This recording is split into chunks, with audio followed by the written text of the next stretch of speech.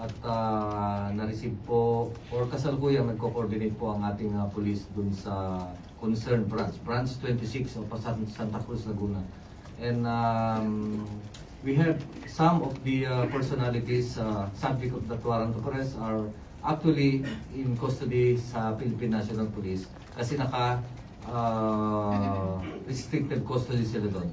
I think there are about 10 or 11 police personnel who are under restricted custody, and they are now being directed to surrender to the Criminal Investigation and Detection Group. And the others, the dedicated teams of the PNP are now on their way to implement the warrant of arrest. Are we anticipating any difficulty with the service of the warrant?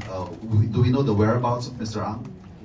We have certain procedures in implementing warrant of arrest, hindi lang warrant of arrest, at different police operations. This is a implementation of warrant of arrest. Meron tayong procedure, and the PNP personnel, all PNP personnel involved are of course mandated na sundin ito.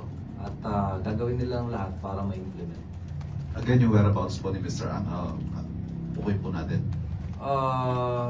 Tukoy ang ating warrant of arrest or location of Charlie Atong Ang, different location, and it will be served in those locations. Salamat po.